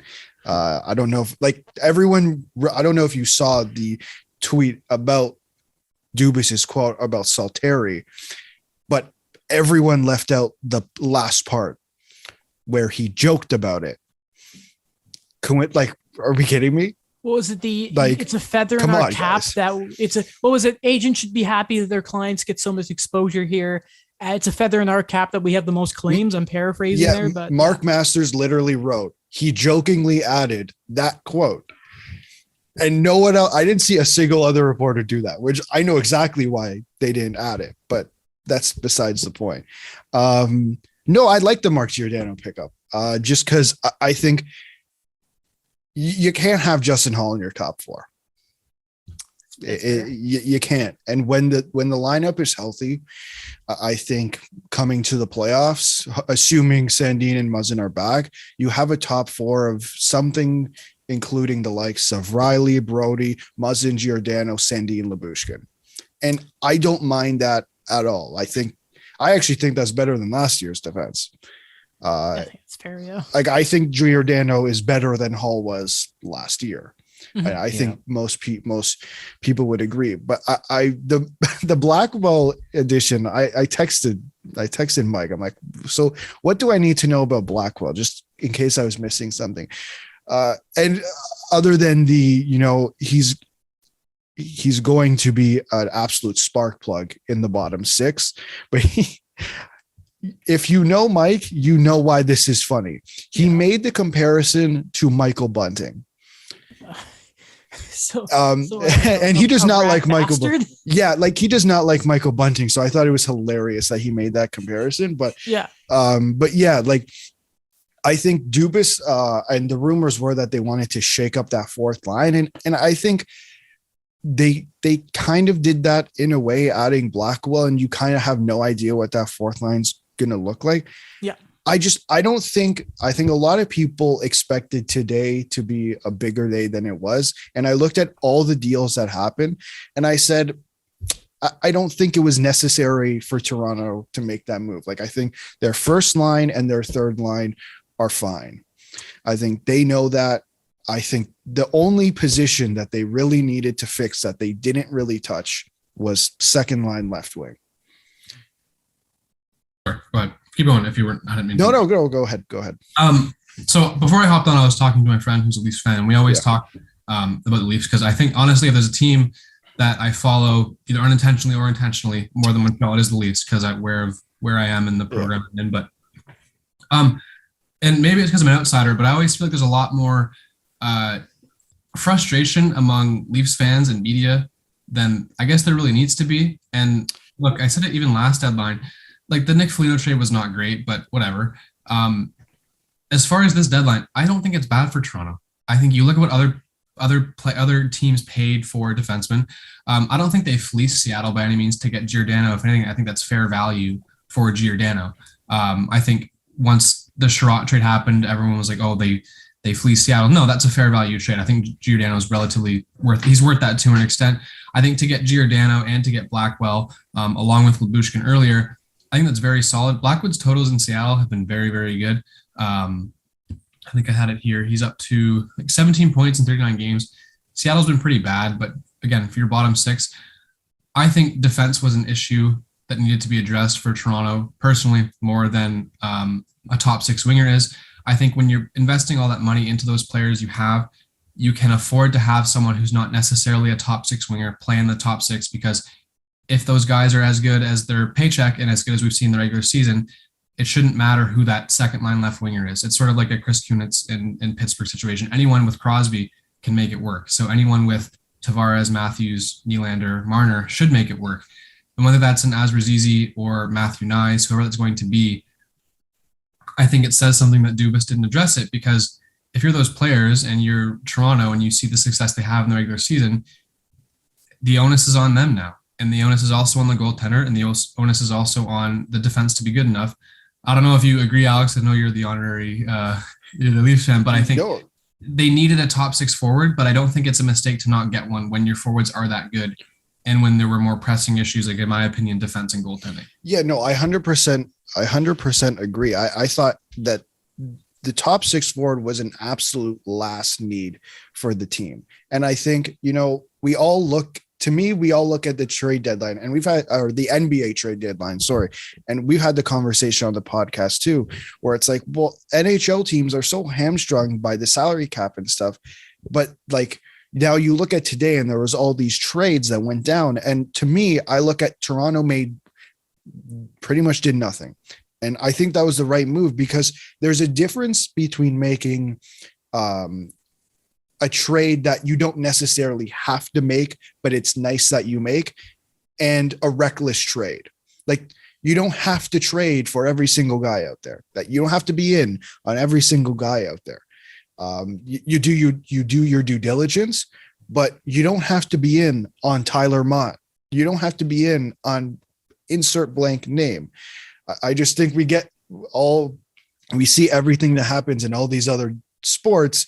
And then we say, well, why wasn't Toronto in this? Why wasn't in New York in this? Why wasn't Montreal in this, for example? So I think because it was a calmer deadline for the Leafs, but I think it was probably about as good as it should be, because like you mentioned Nyes and Abruzzese, but I don't even think that's the guy who's going to be in the top six. I think that should go to Alex Kerfoot. That was him and Nylander were the only two guys that performed last year Up front, we're the only two guys who performed in the playoffs last year. Yep. I will die on that hill. Yep. And look, like, why not give it to them? I don't care if they haven't looked good together right now. We know it works in the past, and why not try it again? One last thing, I swear. One last thing. The goaltending. I've said it. I've been I'll die on this hill too. The only goaltender they should have traded for was Marc-Andre Fleury. I don't think bringing any other goaltender actually solves the issue. You're bringing in another guy. Was there another top tier goaltender that got traded this deadline? No, I think it was only just Kakinen and Fleury overall. I can double check the 100 names trade big board that I put together if you'd like, Alex. Yeah, go ahead. Like, no one of that caliber got traded. It's a lot of guys who, there's still question marks surrounding them. Sure, it would have been nice to bring in a third goaltender other than having Eric Källgren kind of there, and he's been fine. But again, do I think Jack Campbell is an elite goaltender? No, I don't. But I do think Jack Campbell is a good goaltender. And I think if you look at what's happened over the last few months, I think there are reasons for his poor play. Again, there was no reason he should have been playing with an injured rib. I will die on that hill too. It was ridiculous. You did it last year with Freddie and it bit you in the ass. So I don't understand why they did it this year, but I very much hope that Jack Campbell comes back and plays like Jack Campbell. Like, to me, it's ridiculous that we're calling the Leafs, or some people are calling the Leafs a bad team where they've had below average goaltending for every month except one, and they're still fifth in the league. Last time I checked, it might be different now because of games played, but like, to me, that's like crazy. Like, I didn't think they were that good, but their goaltending, man, I just wish it was a little bit better. Okay, I'm going to ask just one more last thing on the Leafs here. Open sort of just quick discussion we can have here. Just is Peter Mrazek going to be traded, or will he be bought out when the summer comes around? Because I think he gets traded. I don't think I think he's been okay. I thought he would have been given a longer leash when he came back with Campbell's struggles. I think he's still capable as a backup. I just think when Campbell sort of fell off, and then I know he was injured for a little bit, I think he gets traded. I don't think you buy him out. I think you give him a chance to see what he can do next season, depending on how Campbell and Källgren do. Obviously, I think goaltending will even out for Toronto. I think it's possible. Like I've been saying, and like we've seen every single year, goaltending is the most inconsistent and random thing. You get a hot goalie that can be Campbell. He was hot up until the playoffs last year. And I thought he was fine in the playoffs last year. Actually, he was not the issue. No, he wasn't. Far from it, actually. He's struggling, and that's fine. That happens to all goalies. We'll just see who does it. But as far as Mrazek, I don't think he's bought out yet. I just think it's not looking great. Fair enough.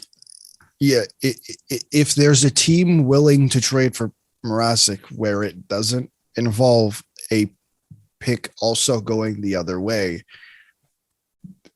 then you do it. But I just don't like. I don't think he's it. He's very much all over the place, and that is constantly an issue. When if you look at the goaltenders who have played in behind the Leafs defense, every time it's a frantic goalie, it's always an issue. Like you go back to Sparks, an issue. Mrazek, it's an issue, right? That's why I think he'll be bought out unless a team's willing to take him without having a pick attached with it. That's just me. If he's not traded by the draft, he's going to get bought out. Yeah. Mm-hmm. I really feel that. Yeah. Okay. We will be back in a second. We're going to let Patrick go here. You have been a trooper, my friend. Coming off of COVID. He has to mute his mic because he's not feeling well. Thank you very, very much for coming on, my friend. No problem. And rest and feel better as soon as possible. Thanks, guys. I appreciate it, and it's a pleasure, Alex. I'll see you in esports next week. Yeah, exactly. And let's see, one more thing before you go. Link all your stuff quickly. Where to find you? Yeah, I'm not actually actively writing for anyone anymore. I kind of took a break, But just Twitter, Patrick E. Tallon. Still kind of deciding what I'm going to do as I graduate, if I'm going to be writing, if I'm going to be doing podcasts. But all my Habs takes, opinions and stuff, I tweet exclusively hockey, I guess, a couple of random stuff here and there, but mostly hockey, at Patrick E. Tallon. So again, thanks a lot, guys, for having me. I really appreciate it. No worries. And he is a great Twitter follow, by the way. I can vote for that. All right. Take it easy, man. All right, lads. Just quickly, one more note on Toronto. I forgot to sort of ask here because it relates to the team we're talking about next in Vancouver. Note, sure, Leafs fans are going to miss Travis Dermott getting a new chance in Vancouver. I'm sure Rachel Dory had a part in bringing him over. Yeah. Just seemed like a really cool guy off the ice and all that. But yeah, best of luck there. It really got okay. So after the Nashville game, when how he was very open about he's been living the 5-year dream. It's like, oh, don't do this, man. We know that you're not gonna, you're gonna get traded. Don't do this. Yeah, you know what? Like, obviously, Travis Dermott has had his rough patches in Toronto. I mean, I'd have to go back, but I don't think I've given him a lot of crap. But you know what? Like, despite him getting a lot of crap, he still loved being a Maple Leaf, which I don't think many players can say. And I mean, rightfully so. Like, this fan base is not easy to deal with. So it was nice seeing him constantly wanting to be a Leaf. You don't always see that, especially with younger guys. You don't always see that. Mm-hmm. Fair enough. And on top of that, Vancouver clear a bit of cap space with the Hamonic deal.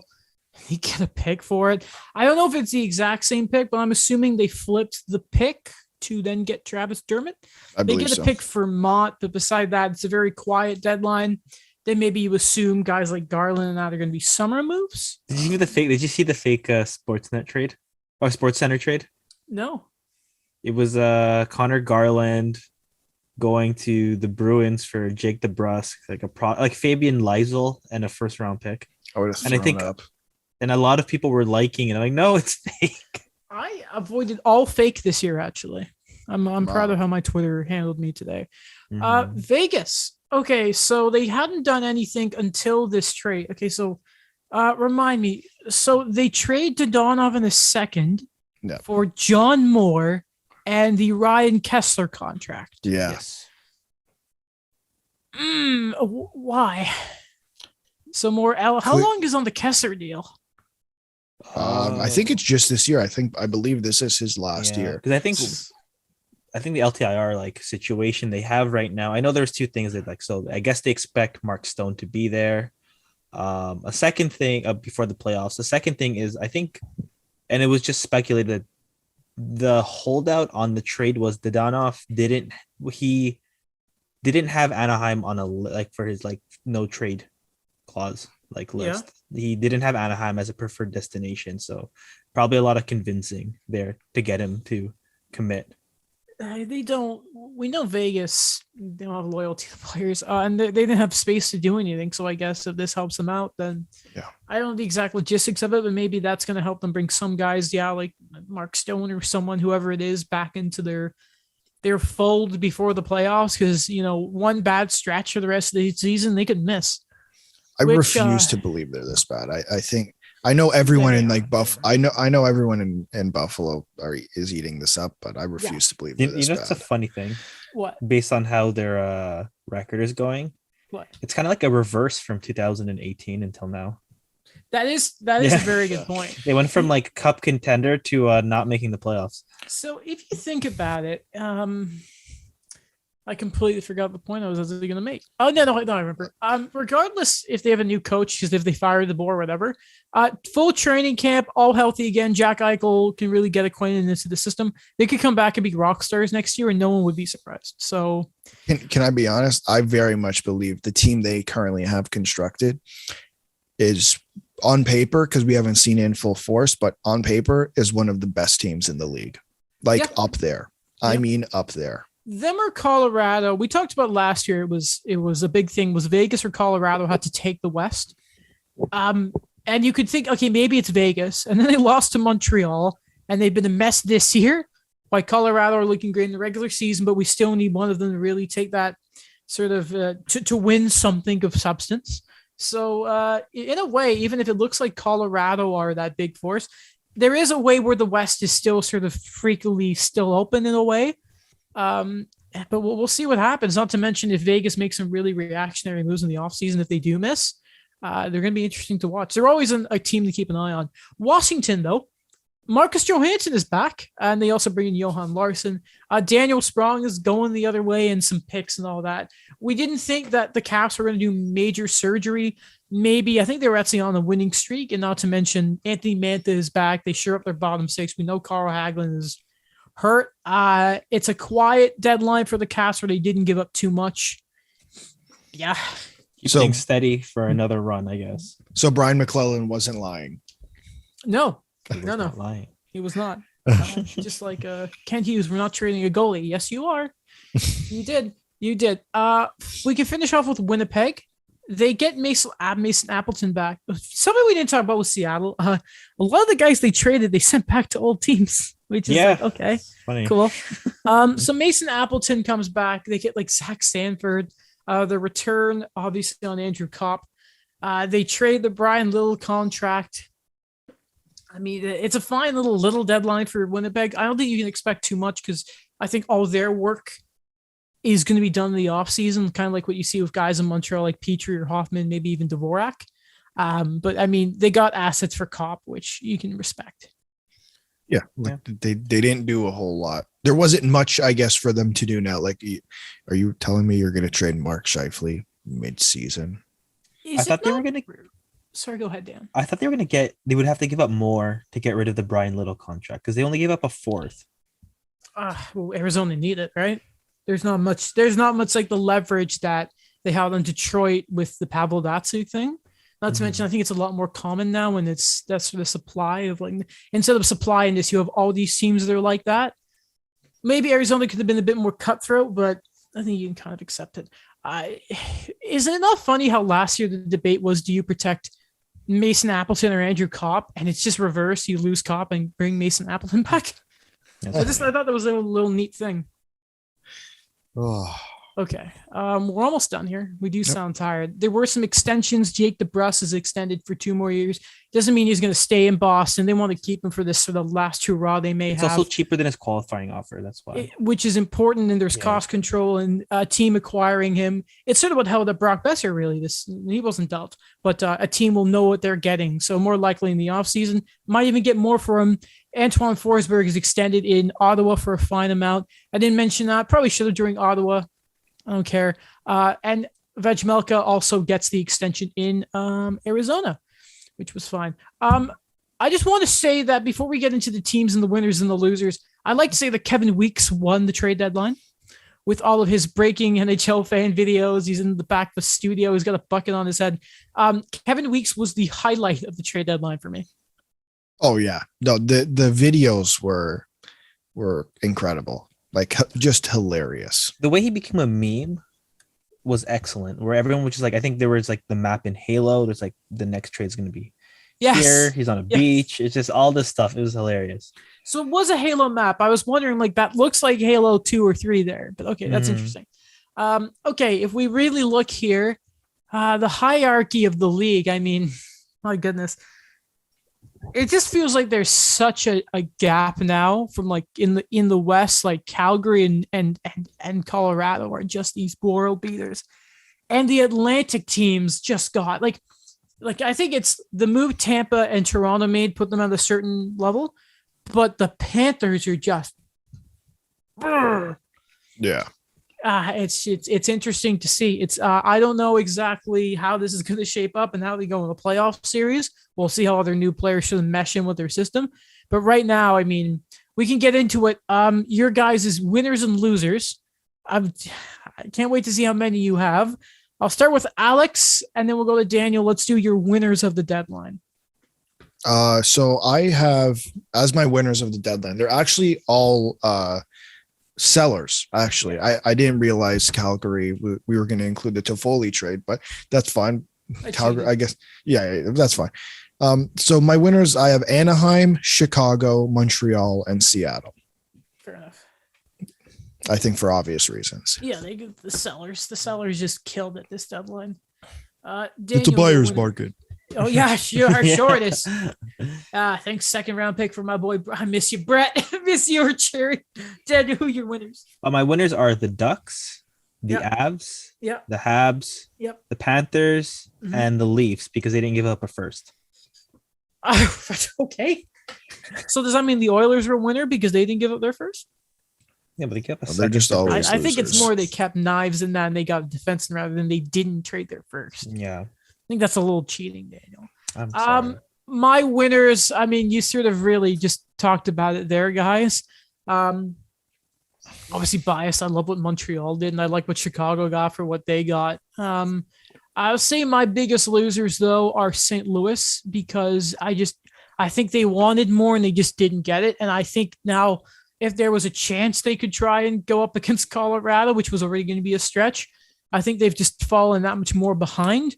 Honorable mention, but they're a tier below winners from Minnesota because they got the goalie in that. They got some fine depth pieces, but they're obviously, I don't want to call them a winner because, yeah, it was a good move, but is it enough for Minnesota? That's the big question. I don't think we've ever seen so much of a load up for certain teams at the deadline in a long time, but Yeah, there's a lot of middle ground I find with a lot of the teams that made moves this year. if we just sort of look at the standings quickly and we can finish off with this, right? And we just sort of look at how we look at certain teams today. I don't think we really turn the book on. I don't know if any team has changed their perception in the eyes of hockey fans, but it's just they've souped it. Like Carolina, are they better today? Yeah, but how much? But they're still good. The Rangers have gotten deeper. The Penguins have gotten deeper. Like the Panthers have gotten deeper on defense and forward wise have gotten a supercharged talent in Claude Giroux. The Tampa don't need to do that, but they've shored up their bottom six. The Leafs have strengthened their blue line. And let's not forget Giordano and Brody were a pair when Giordano won the Norris Trophy. Boston suited up. They're going to be trying to push for third in the Atlantic. Washington are still kind of meh. They just have some better depth. And then Colorado have souped up. Maybe Minnesota are going to pass the Blues here. LA are just sort of there. Edmonton are just sort of there. Calgary are superstars. I think if we look at the wild card race, Vancouver have gotten sort of worse, you can say, losing Tyler Mott, but is it that much of a difference maker? The Stars haven't really changed. Vegas haven't really changed. Are Jeremy Lauzon going to do much for Nashville in the grand scheme of things? The Oilers will be better partially, but Really? I mean, it doesn't matter if their goaltending's not good. And then LA are just sort of there. So I put a thing in the doc about the hierarchy of the league, but I don't actually think it's changed. No, me neither. I don't think it's changed. No, Either. Like, it's kind of the same. It's like the contenders added. Nobody made the significant shifts anywhere. And I think everyone's preparing for, based on where the picks are going, based on what was traded. It's just, let's wait and see and we'll bide our time. 4 teams are picking in the first round in the next 2 years. In like Montreal, Anaheim, and hilarious. Chicago have all the picks. It's Um, Seattle are going to be like half of the second round this next year. It's hilarious. Jeez. How many people could get fired this offseason? Like, I want to see if someone can calculate. I'll keep the doc around, but the assets given away for first round exits that could happen this year. mhm. You know what I mean? That's how I'm going to remember this deadline is the prices were so jacked and the amount of picks given up. I don't think it was so much a prospect heavy, more maybe Montreal got a good number of prospects, but Wait, before the we pure go, amount of draft. sorry, go on. Hmm? Oh, before we go, because none of us listed our losers of the. Oh, we will get there. We will get there. You Okay. did remind me. Yeah. No. Okay. So I think I said mine was St. Louis and probably San Jose too.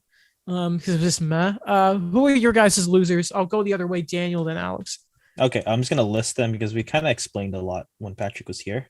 Yeah. So in order, it was Ottawa, St. Louis, Nashville, Arizona, Edmonton, and then the Rangers. You had Sorry. Say that one more time. I completely zoned out. Okay. It was Ottawa, St. Louis, Nashville, Arizona, Edmonton, and the Rangers. Fair enough. my losers list was a lot shorter. I have Ottawa and Edmonton. Fair enough. Two Canadian teams that just didn't get their wish. I knew you were going to say Edmonton, so I left them off of mine. That and I'm very tired. So. Well, I don't think they did enough.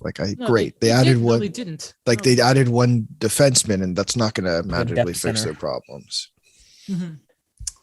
Okay. That is everything. Thank you for watching so much, everyone. Kevin Weeks, my man. Congrats. You were the 2-1 podcast champion of the deadline overall. I don't know what else to say. I think the third period's about to start for the Habs, so we can go watch that. That's nice. I think it was a good show, guys. Thank you for Patrick again for coming on. Yeah, it was fun. Editing note.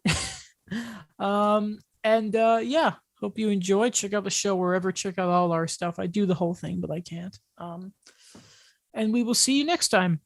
I love you guys.